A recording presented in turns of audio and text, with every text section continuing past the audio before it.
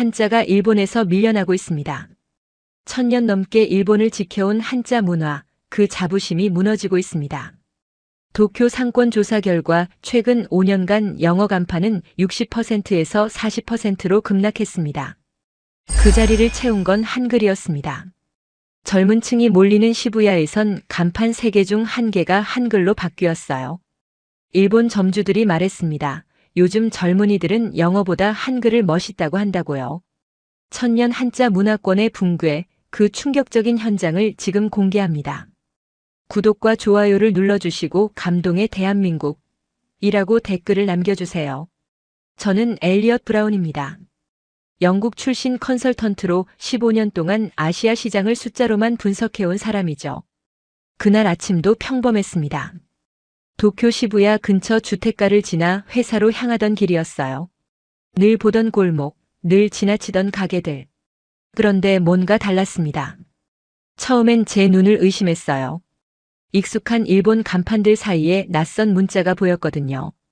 동그랗고 네모난 글자들이 검은색 간판 위에 선명하게 새겨져 있었습니다. 영어도 아니고 한자도 아니었죠. 저는 발걸음을 멈췄습니다. 가게 앞으로 다가가 유리창 너머를 들여다봤어요. 안에는 일본인 손님들이 앉아 커피를 마시고 있었습니다. 테이블도 일본식, 인테리어도 일본식, 주인도 일본 사람이었어요. 그런데 왜 저 글자가 있는 거죠? 저는 한국 식당이라고 생각했습니다. 아니면 한국 관광객을 노린 가게거나요. 하지만 메뉴판을 보는 순간 혼란이 밀려왔어요. 일본 음식이었거든요. 카페 문을 열고 들어갔습니다. 카운터에 서 있던 여성이 밝게 웃으며 인사했어요. 40대 초반쯤 되어 보이는 전형적인 일본 여성이었습니다. 저는 간판을 가리키며 물었어요. 저기 글자가 뭐냐고요? 한국어냐고요? 그녀는 고개를 끄덕였습니다.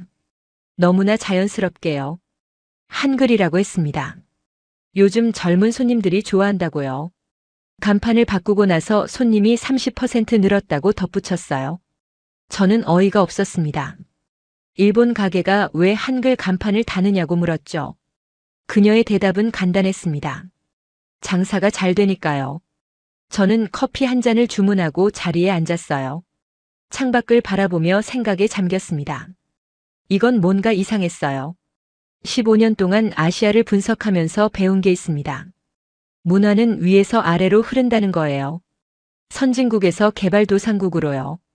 영어가 일본에서 쓰이는 건 당연했습니다. 미국과 영국이 경제적, 문화적으로 우위에 있으니까요. 하지만 한글은 달랐습니다. 한국이 일본보다 위라는 얘기인가요? 저는 고개를 저었어요. 말도 안 되는 소리였죠. 아마 일시적인 유행일 겁니다. K-팝이나 드라마 때문에 잠깐 인기를 끄는 거겠죠. 몇 년 지나면 사라질 현상이에요. 저는 커피를 다 마시고 자리에서 일어났습니다. 그리고 회사로 향했어요. 하지만 뭔가 마음 한구석이 불편했습니다. 계속 신경 쓰였거든요. 회사에 도착해서도 그 간판이 머릿속을 떠나지 않았어요. 컴퓨터 앞에 앉아 보고서를 작성하면서도 자꾸만 생각이 났습니다. 점심시간이 되자 저는 결심했어요. 직접 확인해 보기로요. 사무실을 나와 거리를 걸었습니다. 시부야 중심가를 천천히 둘러봤어요. 그리고 놀랐습니다. 한글 간판이 한두 개가 아니었거든요. 카페뿐만 아니라 옷가게, 화장품 가게, 심지어 편의점까지요. 젊은 층이 많이 찾는 상권일수록 한글이 더 많았습니다. 저는 멍하니 서서 주변을 둘러봤어요. 20년 전만 해도 이 거리는 영어 간판으로 가득했을 겁니다. 세련되고 고급스러운 이미지를 주려고 다들 영어를 썼죠. 그런데 지금은 한글이었습니다. 왜죠? 대체 무슨 일이 벌어지고 있는 건가요? 저는 가장 가까운 화장품 가게로 들어갔습니다. 밝은 조명 아래 진열대가 쭉 늘어서 있었어요. 그리고 그 진열대의 절반 이상이 한글로 쓰인 제품들이었습니다. 점원에게 물었어요. 한국 제품이 많다고요. 점원은 웃으며 대답했습니다. 요즘 제일 잘 나간다고요. 특히 20대 여성들 사이에서요. 저는 제품 하나를 집어들었습니다. 뒷면을 확인했어요. 가격도 일본 제품과 비슷했고 품질도 나쁘지 않아 보였습니다. 하지만 이해가 안 됐어요. 일본은 화장품 강국 아닌가요? 시세이도 코세 같은 유명 브랜드들이 즐비한 나라잖아요. 그런데 왜 한국 제품을 사는 거죠? 점원에게 물었습니다. 일본 제품보다 뭐가 좋으냐고요. 점원은 잠시 생각하더니 대답했어요. 트렌드를 빨리 반영한다고요. 디자인이 예쁘고 가격도 합리적이라고요. 저는 고개를 끄덕이며 가게를 나왔습니다. 하지만 마음은 더 복잡해졌어요. 회사로 돌아가는 길에 또 다른 가게를 발견했습니다. 이번엔 문구점이었어요. 창문에 붙은 포스터가 눈에 들어왔습니다. 한글로 쓰인 노트와 펜들이었죠. 저는 안으로 들어가 진열대를 살펴봤어요. 한글 제목이 적힌 다이어리, 한글 스티커, 한글 엽서까지요. 이건 더 이상 화장품이나 음식 얘기가 아니었습니다. 문구까지 침투했다는 건 일상 깊숙이 파고들었다는 뜻이에요. 저는 다이어리 하나를 집어들었습니다. 표지에 예쁜 한글이 새겨져 있었어요. 무슨 뜻인지는 몰랐지만 디자인은 세련됐습니다. 점원에게 물었어요. 이거 잘 팔리냐고요. 점원은 고개를 끄덕였습니다. 특히 학생들 사이에서 인기라고 했어요. 학생들이요? 저는 놀랐습니다. 일본 학생들이 한글 문구를 쓴다고요? 점원은 당연하다는 듯 대답했어요. 요즘 애들은 한국 문화를 좋아한다고요. 아이돌도 좋아하고 드라마도 보고요. 그러다 보니 자연스럽게 한글도 쓰게 된다고 했습니다. 저는 다이어리를 내려놓고 가게를 나왔어요. 그리고 회사로 돌아왔습니다. 책상에 앉아서도 머릿속이 복잡했어요. 이건 단순한 유행이 아닌 것 같았거든요. 저는 컴퓨터를 켰습니다. 그리고 자료를 검색하기 시작했어요. 도쿄 상권 한글 간판 비율, 한국 제품 일본 시장 점유율, 한류 콘텐츠 소비 통계, 숫자들이 화면에 떴습니다. 그리고 저는 충격을 받았어요. 이건 제가 생각했던 것보다 훨씬 큰 변화였습니다.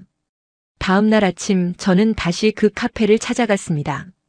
한글 간판을 단 그 카페요. 문을 열고 들어가자 어제 봤던 여성이 카운터에 서 있었어요. 마리코 하야세라는 이름이었습니다. 저는 커피를 주문하며 말을 걸었어요. 어제 한글 간판에 대해 물었던 사람이라고요. 좀 더 자세히 얘기를 듣고 싶다고 했습니다. 마리코는 환하게 웃으며 고개를 끄덕였어요. 자리에 앉으라고 했죠. 저는 창가 자리에 앉았습니다. 마리코가 커피를 들고 와 제 앞에 앉았어요. 저는 물었습니다. 한글 간판을 언제 달았냐고요. 마리코는 1년 전이라고 대답했어요.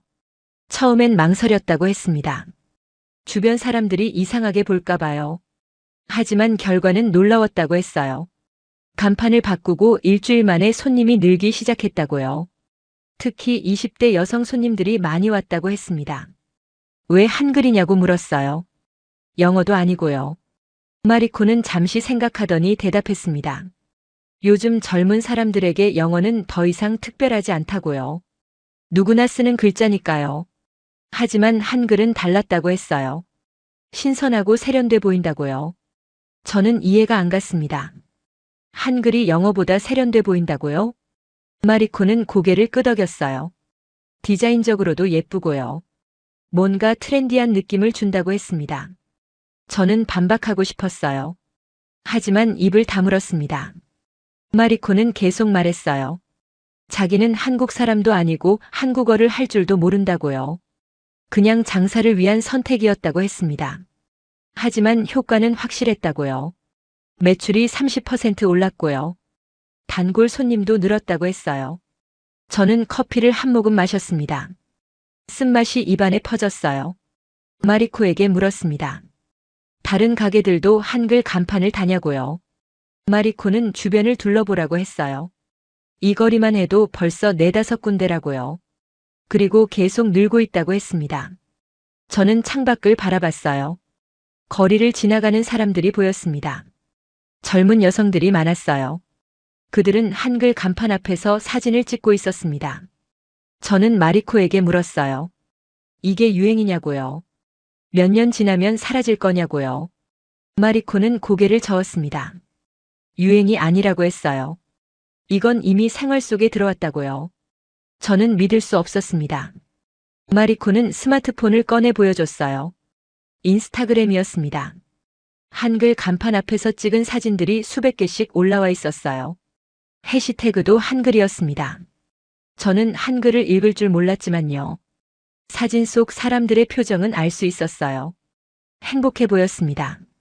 마리코는 말했어요. 요즘 젊은 사람들은 한국을 동경한다고요. 케이팝도 듣고 드라마도 보고 화장품도 쓴다고요. 그러니 한글 간판이 멋있어 보이는 거라고 했습니다. 저는 마리코에게 감사 인사를 하고 자리에서 일어났어요.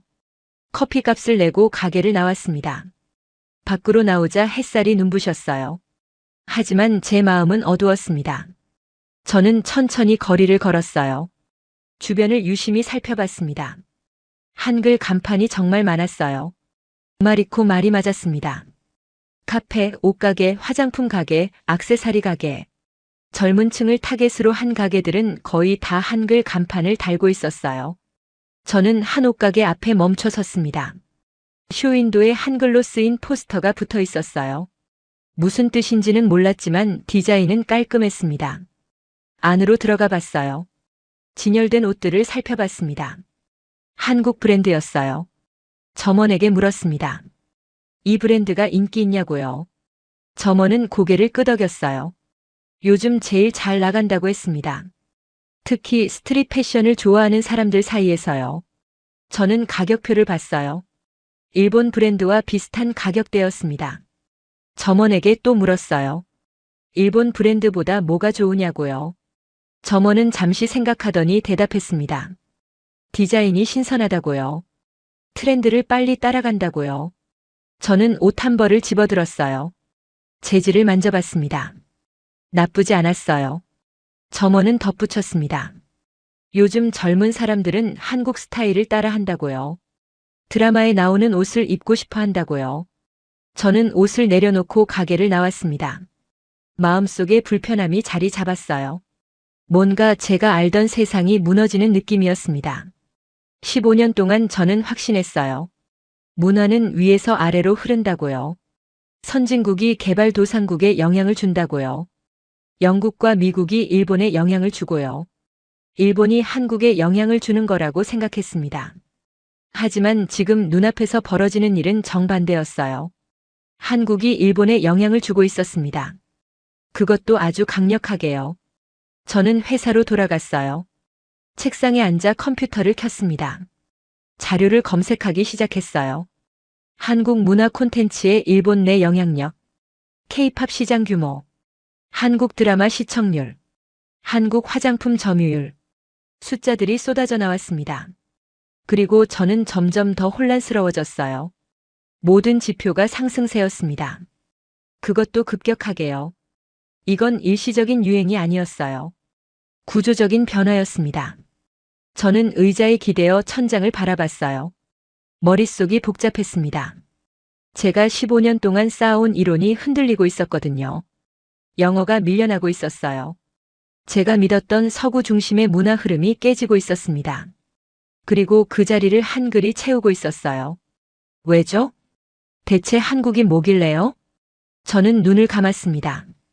깊게 숨을 쉬었어요. 인정하기 싫었지만요. 현실은 명확했습니다. 뭔가 큰 변화가 일어나고 있었어요. 그리고 저는 그걸 이해하지 못하고 있었습니다. 저는 컨설턴트입니다. 숫자를 믿는 사람이에요. 감정이나 인상이 아닌 데이터로 판단하죠. 그래서 저는 결심했습니다.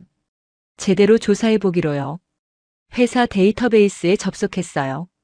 도쿄 상권 분석 자료를 열었습니다. 최근 5년간의 간판 트렌드 데이터였죠. 화면에 그래프가 떴습니다. 그리고 저는 말문이 막혔어요. 영어 간판 비율이 급격히 떨어지고 있었습니다. 5년 전만 해도 60%였던 게요. 지금은 40%도 안 됐어요. 반면 한글 간판은 급증하고 있었습니다. 5년 전엔 거의 없었는데요. 지금은 25%를 넘어섰어요. 저는 숫자를 다시 확인했습니다. 혹시 잘못된 데이터일까 싶어서요. 하지만 아니었어요. 여러 조사 기관의 자료가 모두 같은 결과를 보여줬습니다. 저는 더 깊이 파고들었어요. 지역별로 세분화해서 봤습니다. 시부야, 하라주쿠, 신주쿠. 젊은 층이 많이 찾는 상권일수록 한글 비율이 높았어요. 특히 시부야는 30%를 넘었습니다. 거리를 걸으면 세 개 중 하나는 한글 간판이라는 뜻이에요. 저는 의자에서 몸을 뒤로 젖혔습니다. 손으로 얼굴을 감쌌어요. 이건 착각이 아니었습니다. 제가 거리에서 본 게 전부가 아니었어요. 숫자가 증명하고 있었습니다. 저는 다른 자료도 찾아봤어요. 제품 판매 통계였습니다. 화장품 시장부터 봤어요. 한국 브랜드 점유율이 40%에 육박했습니다. 5년 전만 해도 10%였는데요. 의류도 마찬가지였어요. 스트릿 패션 카테고리에서 한국 브랜드가 일본 브랜드를 앞질렀습니다. 식품도 봤어요. 편의점 진열대 점유율까지 조사했습니다. 한국 제품이 30%를 넘었어요. 저는 모니터를 멍하니 바라봤습니다. 이건 단순한 유행이 아니었어요. 시장 구조가 바뀌고 있었습니다. 공급이 일시적이면 유행이에요. 하지만 이건 달랐습니다. 장기 계약, 상시 공급, 생활재화. 이건 정착이었어요. 저는 생각했습니다. 왜 이렇게 됐을까요? 한국 제품이 싸서일까요? 아니었어요. 가격대는 일본 제품과 비슷했습니다. 품질이 더 좋아서일까요? 그것도 아니었어요. 품질은 비슷한 수준이었습니다. 그럼 뭐죠? 저는 더 깊이 자료를 파헤쳤어요. 소비자 설문조사를 찾아봤습니다. 결과를 보고 놀랐습니다. 20대 일본 여성 중 70%가 한국 문화를 좋아한다고 답했어요. 그리고 60%가 한국 제품을 선호한다고 했습니다. 이유는 다양했어요. 디자인이 예쁘다. 트렌드를 빠르게 반영한다. 자기 표현에 적합하다. 하지만 가장 많은 답변은 따로 있었습니다. 한국적인 것이 멋있어 보인다. 저는 모니터에서 눈을 떼지 못했어요. 한국적인 것이 멋있다고요?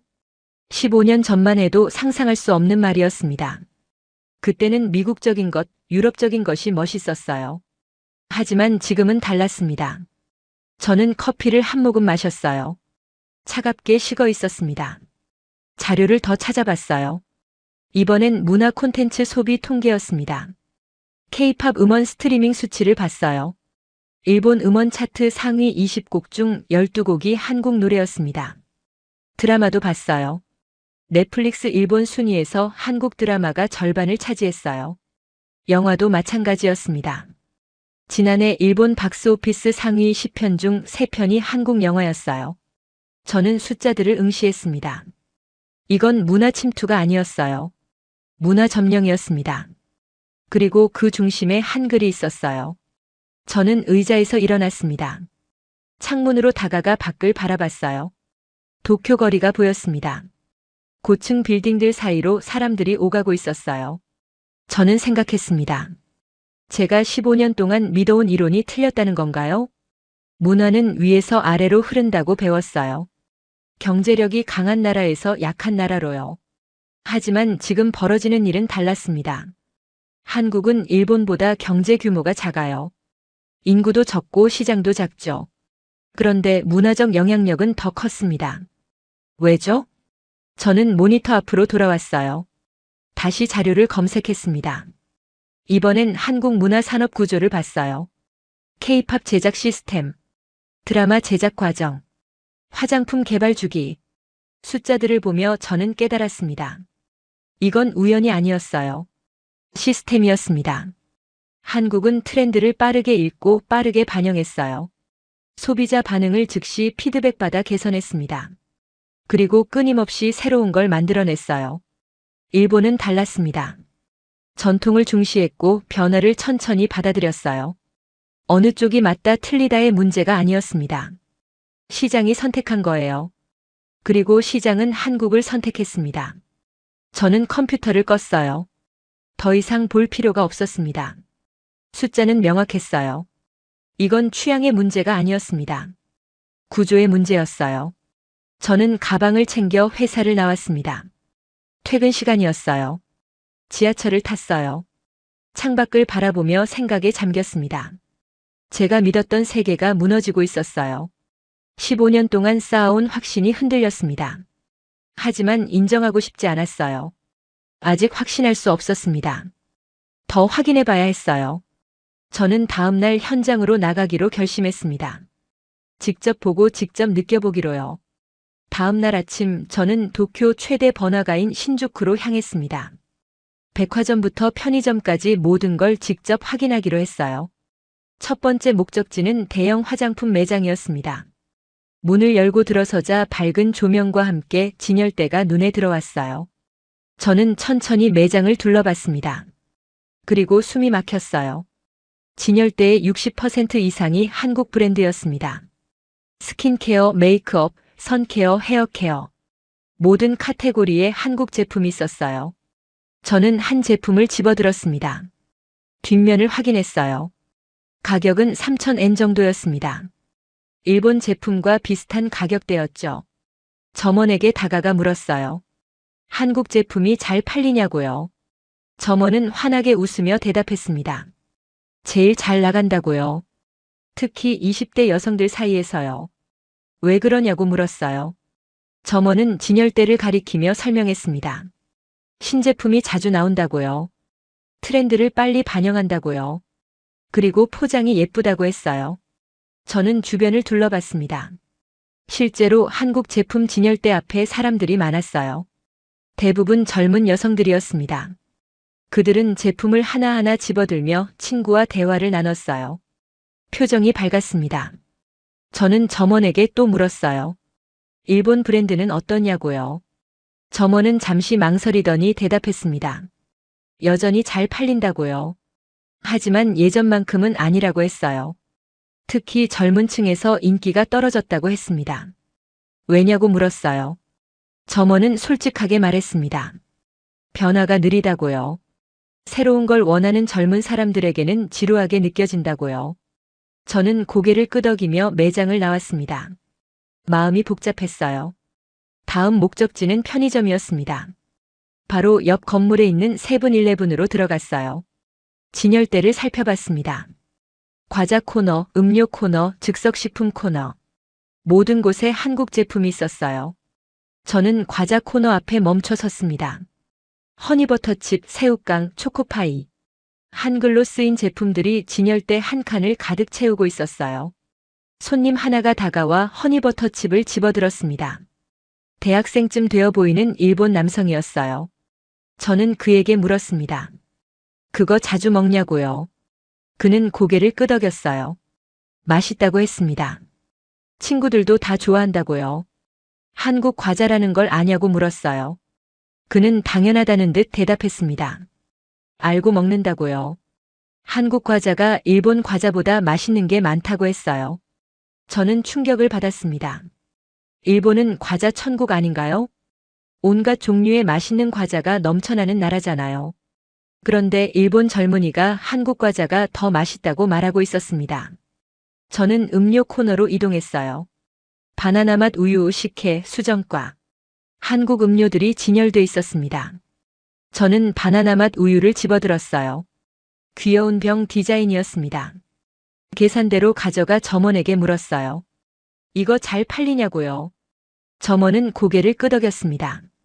매일 입고되자마자 동난다고요. 저는 바나나 맛 우유를 사서 밖으로 나왔어요. 뚜껑을 열고 마셔봤습니다. 달콤하고 부드러운 맛이었어요. 나쁘지 않았습니다. 하지만 중요한 건 맛이 아니었어요. 일본 편의점 진열대에 한국 제품이 자리 잡았다는 사실이었습니다. 그것도 일시적인 게 아니라 상시 공급되고 있다는 거예요. 저는 걸으며 생각했습니다. 편의점 진열대는 전쟁터예요. 치열한 경쟁 속에서 살아남아야 하죠. 잘 안 팔리면 바로 퇴출됩니다. 그런데 한국 제품들이 자리를 지키고 있었어요. 그것도 점점 더 많은 공간을 차지하고 있었습니다. 이건 유행이 아니었어요. 시장의 선택이었습니다. 저는 다음 목적지로 향했어요. 대형 서점이었습니다. 서점에 들어서자 책 냄새가 코를 찔렀어요. 저는 잡지 코너로 갔습니다. 패션 잡지들을 펼쳐봤어요. 모델들이 입은 옷을 확인했습니다. 한국 브랜드가 절반 이상이었어요. 그것도 특집 기사로 다뤄지고 있었습니다. 한 잡지를 집어들었습니다. 표지에 한글이 크게 쓰여 있었어요. 내용을 훑어봤습니다. 서울 패션 트렌드 특집이었어요. 명동, 강남, 홍대의 스트릿 패션을 소개하고 있었습니다. 저는 믿을 수가 없었어요. 일본 패션 잡지가 한국 패션을 특집으로 다루고 있었습니다. 그것도 배우는 입장으로요. 예전 같으면 상상도 할 수 없는 일이었어요. 일본이 한국의 패션을 배운다고요? 하지만 현실이었습니다. 저는 서점을 나와 카페로 들어갔어요. 앉아서 생각을 정리하고 싶었습니다. 커피를 주문하고 창가 자리에 앉았어요. 밖을 바라보며 깊은 한숨을 쉬었습니다. 제 옆 테이블에 2명의 여성이 앉아 있었어요. 20대 후반쯤 되어 보였습니다. 그들의 대화가 들렸어요. 한 여성이 화장품 파우치를 꺼내 보여주고 있었습니다. 친구가 감탄하며 물었어요. 어디서 샀냐고요? 한국 쇼핑몰에서 직구했다고 대답했습니다. 일본에서 사는 것보다 싸다고요. 친구가 자기도 사고 싶다며 링크를 달라고 했어요. 저는 그들의 대화를 들으며 깨달았습니다. 이건 단순히 일본 내 한국 제품 판매의 문제가 아니었어요. 일본 소비자들이 직접 한국에서 구매하고 있었습니다. 온라인으로 국경을 넘어 한국 쇼핑몰에서 물건을 사고 있었어요. 이건 완전히 다른 차원이었습니다. 저는 커피를 마시며 생각했어요. 회사 동료인 노아가 떠올랐습니다. 독일계 미국인인 그는 유럽 중심 사고가 강한 사람이에요. 한국을 노골적으로 무시하는 사람이죠. 저는 스마트폰을 꺼내 노아에게 메시지를 보냈습니다. 저녁에 한잔하자고요. 할 얘기가 있다고 했어요. 노아는 금방 답장을 보냈습니다. 좋다고요. 저는 스마트폰을 내려놓고 다시 창밖을 바라봤어요. 거리를 오가는 사람들이 보였습니다. 그들 중 많은 사람이 한국 브랜드 쇼핑백을 들고 있었어요. 저는 중얼거렸습니다. 한국은 더 이상 일본 시장의 외부자가 아니었습니다. 내부로 깊숙이 들어와 있었어요. 그리고 그 영향력은 점점 커지고 있었습니다. 저녁 7시 저는 노아를 만났습니다.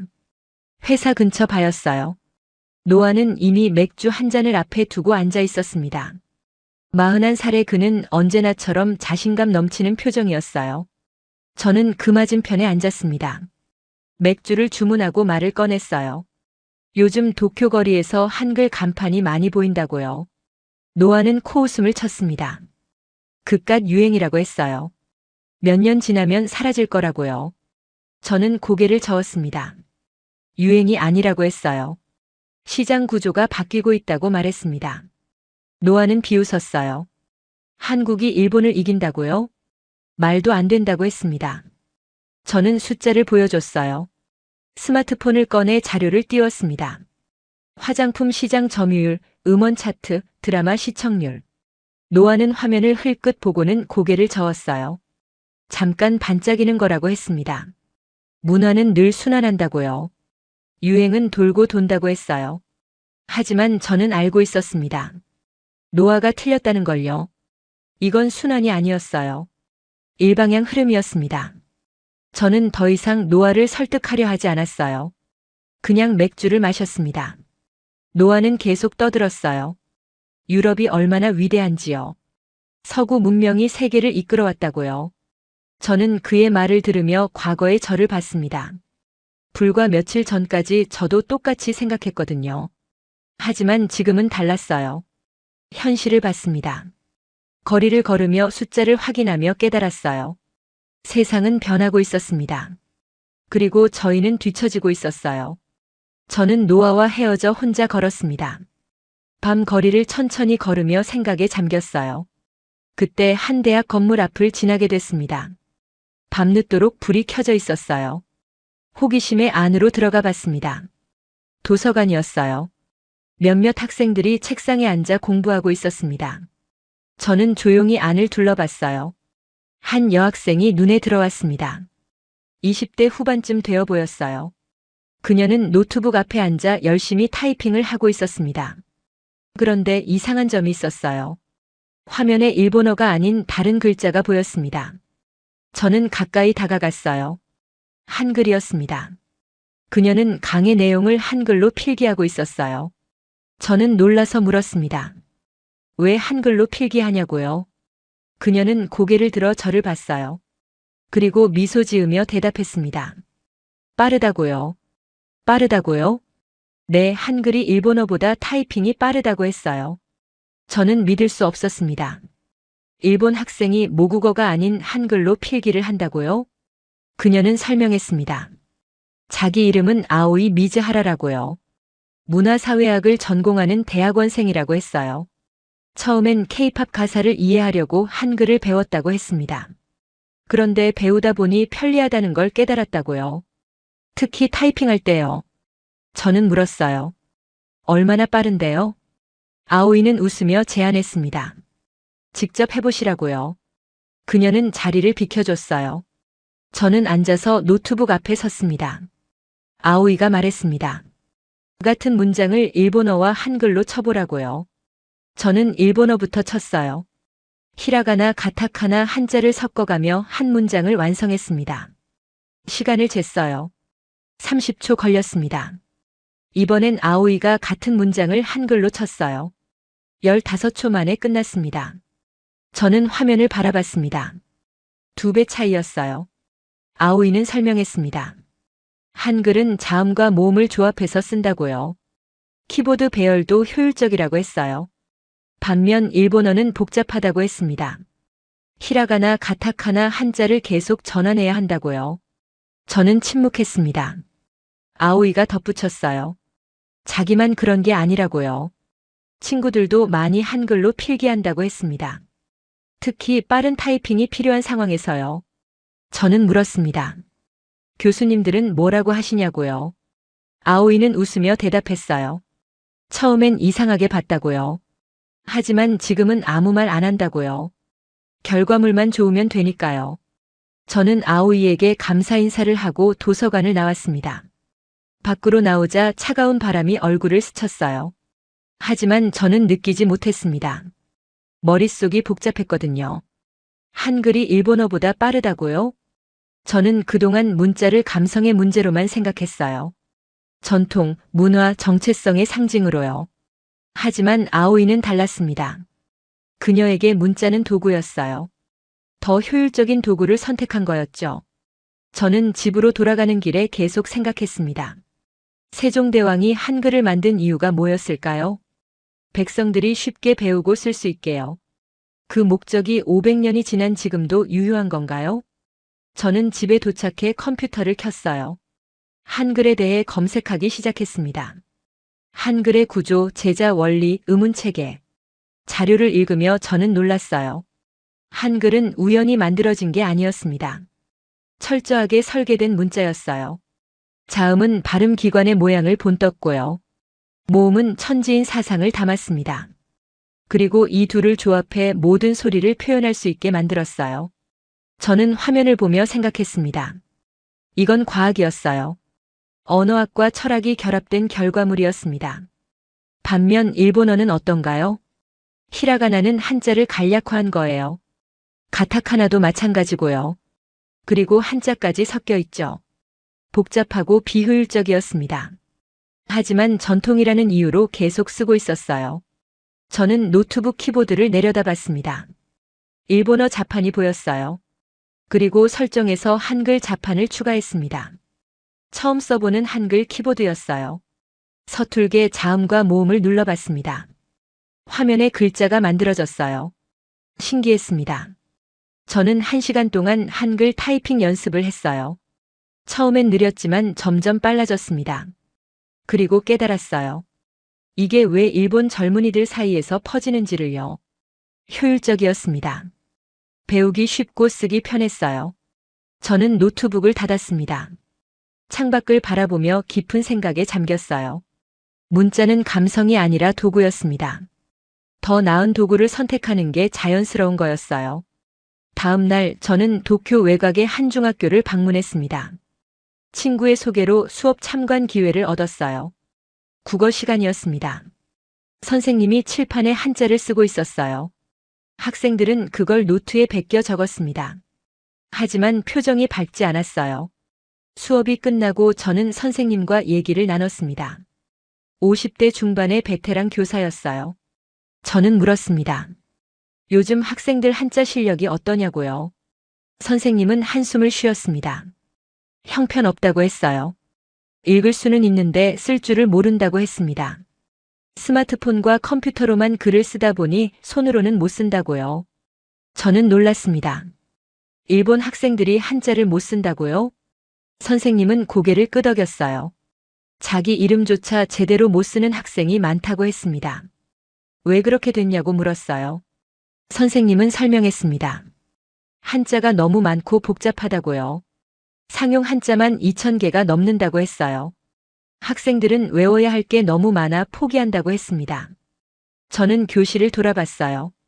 벽에 붙은 한자 포스터가 보였습니다. 빽빽하게 쓰인 글자들이었죠. 선생님이 덧붙였습니다. 요즘 학생들은 한자보다 영어에 더 집중한다고요.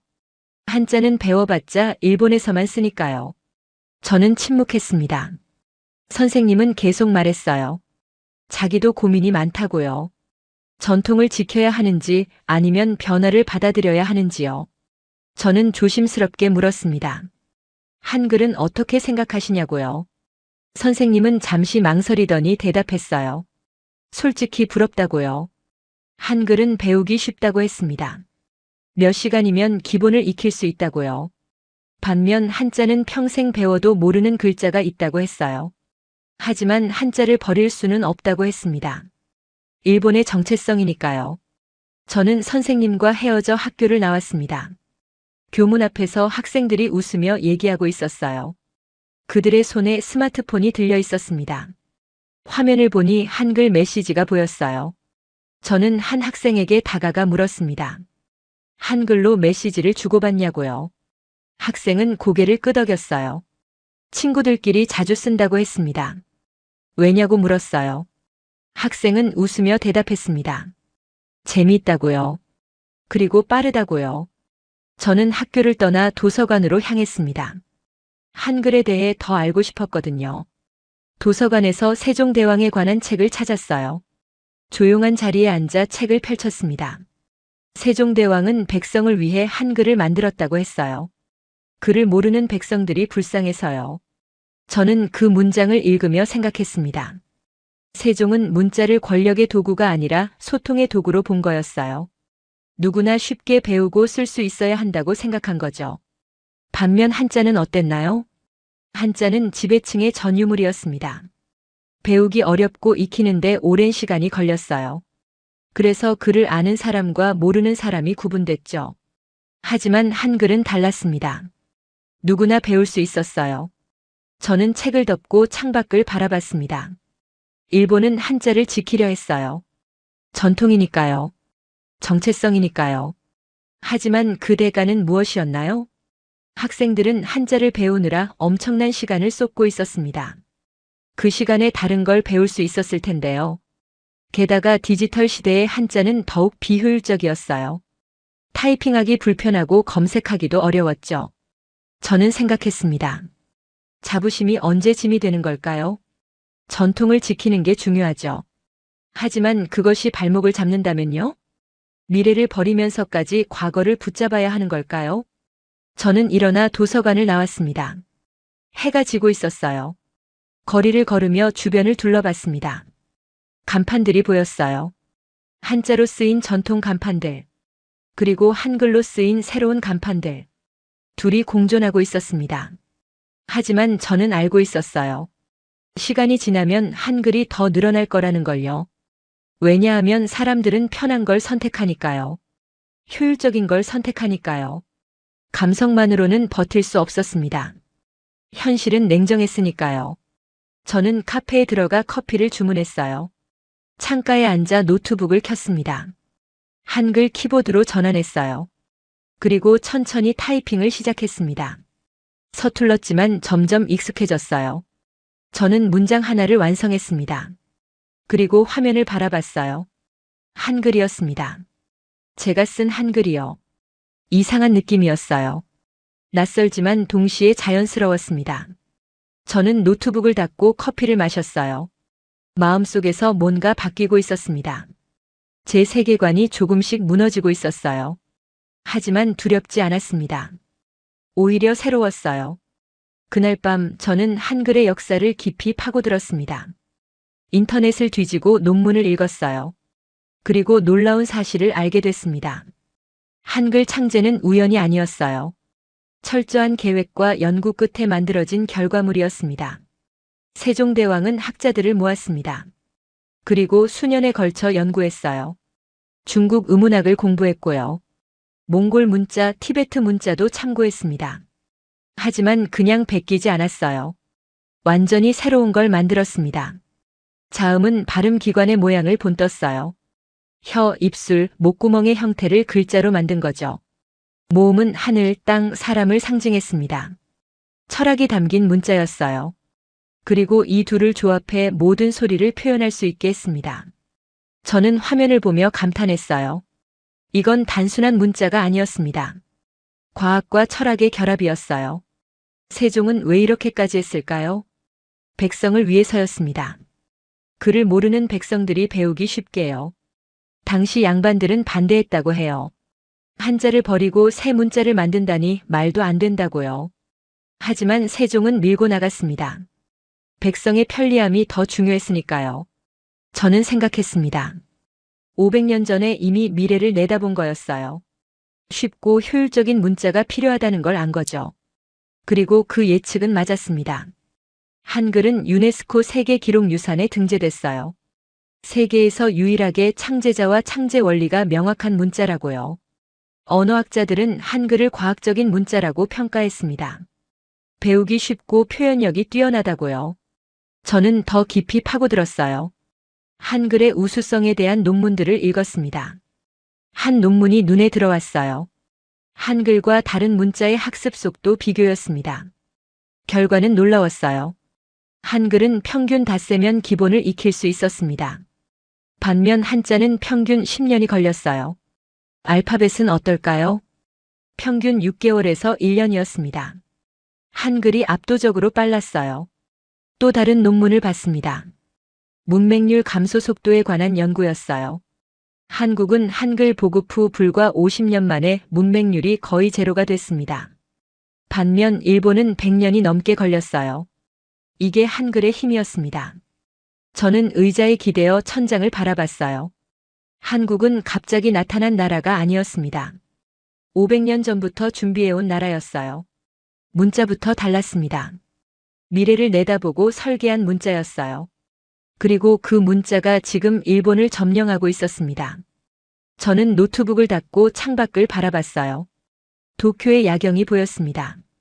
저 빌딩들 사이 어딘가에 한글 간판이 빛나고 있겠죠. 저는 생각했습니다. 한국의 성공은 우연이 아니었어요. 오랜 준비의 결과였습니다. 문자에서 시작됐지만 거기서 끝나지 않았어요. 교육, 기술, 문화 모든 면에서 미래를 준비했습니다. K-팝이 갑자기 성공한 게 아니에요. 수십 년간 시스템을 구축한 결과였죠. 드라마도 마찬가지였습니다. 작가, 감독, 배우를 체계적으로 육성했어요. 화장품도 그랬습니다. 연구개발에 막대한 투자를 했고요. 빠르게 트렌드를 반영하는 시스템을 만들었습니다. 모든 게 연결돼 있었어요. 그리고 그 중심에 한글이 있었습니다. 빠르고 효율적인 소통을 가능하게 한 문자요. 저는 스마트폰을 꺼냈어요. 한글 키보드로 메모를 남겼습니다. 서툴지만 점점 익숙해지고 있었어요. 문장을 완성하고 화면을 바라봤습니다. 저는 중얼거렸습니다. 한국은 미래를 먼저 설계한 나라다. 일주일이 지났습니다. 저는 매일 한글을 연습했어요. 처음엔 어색했지만 점점 자연스러워졌습니다. 타이핑 속도도 빨라졌어요. 어느 날 저는 중요한 보고서를 작성하고 있었습니다. 일본 시장 트렌드 분석 보고서였어요. 키보드를 두드리며 문장을 써내려갔습니다. 일본어로요. 하지만 중간에 손이 멈췄어요. 화면을 바라봤습니다. 복잡한 일본어 문장들이 보였어요. 히라가나, 가타카나, 한자가 섞여 있었습니다. 읽기도 어렵고 쓰기도 불편했어요. 저는 생각했습니다. 이게 맞나? 더 효율적인 방법이 있는데 왜 이렇게 하고 있지? 저는 마우스를 움직였어요. 키보드 설정을 클릭했습니다. 그리고 한글 키보드로 전환했습니다. 손가락이 자판 위를 움직였어요. 한글로 같은 내용을 타이핑했습니다. 2배는 빨랐어요. 그리고 더 명확했습니다. 저는 화면을 바라봤어요. 이건 배신이 아니었습니다. 선택이었어요. 굴복이 아니라 진화였습니다. 저는 계속 타이핑했어요. 한글로요. 보고서가 완성됐습니다. 저는 파일을 저장하고 의자에 기댔어요. 깊은 한숨을 쉬었습니다. 1달 전에 저라면 상상도 못했을 일이었어요. 제가 한글로 보고서를 쓰다니요. 하지만 지금은 자연스러웠습니다. 저는 일어나 창문으로 다가갔어요. 밖을 바라봤습니다. 도쿄 거리가 보였어요. 한글 간판들이 빛나고 있었습니다. 저는 미소 지었어요. 이제 이해했습니다. 문화는 위에서 아래로만 흐르지 않아요. 더 나은 것이 덜 나은 것을 대체하는 거였습니다. 한국이 일본보다 위라서가 아니에요. 한글이 더 효율적이라서였습니다. K-팝이 인기 있는 건 미국보다 위라서가 아니에요. 더 신선하고 재미있어서였습니다. 화장품도 마찬가지였어요. 트렌드를 빠르게 반영하니까 선택받는 거였습니다. 모든 건 경쟁의 결과였어요. 그리고 한국이 이기고 있었습니다. 저는 책상으로 돌아왔어요. 노트북을 열고 이메일을 확인했습니다. 노아에게서 메시지가 와 있었어요. 저녁 약속을 잡자는 내용이었습니다. 저는 답장을 보냈어요. 한글로요. 노아는 아마 이해 못할 겁니다. 하지만 괜찮았어요. 저는 노아에게 설명할 생각이 없었습니다. 시간이 지나면 노아도 알게 될 테니까요. 세상이 바뀌고 있다는 걸요. 저는 노트북을 닫고 자리에서 일어났어요. 가방을 챙겨 회사를 나왔습니다. 퇴근길 지하철에서 저는 스마트폰을 꺼냈어요. 한글 타이핑 연습 앱을 열었습니다. 매일 조금씩 연습하고 있었거든요. 옆자리에 앉은 일본 여학생이 제 화면을 힐끔 봤어요. 그리고 미소 지었습니다. 그녀도 한글을 배우고 있는 것 같았어요. 저는 고개를 끄덕이며 인사했습니다. 그녀도 인사를 받았어요. 지하철이 역에 도착했습니다. 저는 내려서 집으로 향했어요. 거리를 걸으며 주변을 둘러봤습니다. 한글 간판들이 보였어요. 예전엔 이상하게 느껴졌는데 이제는 자연스러웠습니다. 집에 도착해 문을 열고 들어갔어요. 신발을 벗고 거실로 들어갔습니다. 노트북을 켰어요. 개인 이메일을 확인했습니다. 그리고 새 메모를 열었어요. 오늘 하루를 정리하려고요. 손이 자연스럽게 키보드로 향했습니다. 그리고 한글 자판을 켰어요. 일본어도 영어도 아닌 한글로요. 문장을 써내려갔습니다. 오늘 있었던 일들을요. 타이핑이 빨랐어요. 생각이 바로 글자가 됐습니다. 저는 문장을 완성하고 저장했어요. 그리고 노트북을 닫았습니다. 창밖을 바라봤어요. 도쿄의 밤이 깊어가고 있었습니다. 저는 중얼거렸습니다. 오늘 나는 더 나은 도구를 선택했다. 이건 시작이었어요. 제 인생에서 작지만 중요한 변화였습니다. 15년 동안 믿어온 세계관이 무너졌어요. 하지만 두렵지 않았습니다. 새로운 걸 배우고 있었으니까요. 저는 침대에 누웠어요. 눈을 감았습니다. 내일은 어떤 하루가 될까요? 또 어떤 걸 배우게 될까요? 저는 모르지만 기대됐습니다. 세상은 계속 변하고 있었어요. 그리고 저도 함께 변하고 있었습니다. 한글 키보드를 켠 것처럼요. 작지만 확실한 선택이었습니다. 더 나은 미래를 향한 첫걸음이었어요. 저는 편안하게 잠들었습니다. 내일을 기다리며요. 감동특별시의 이야기는 여러분의 구독과 좋아요, 작은 관심으로 이루어집니다. 감동시민들의 이야기는 내일도 찾아오겠습니다. 감사합니다.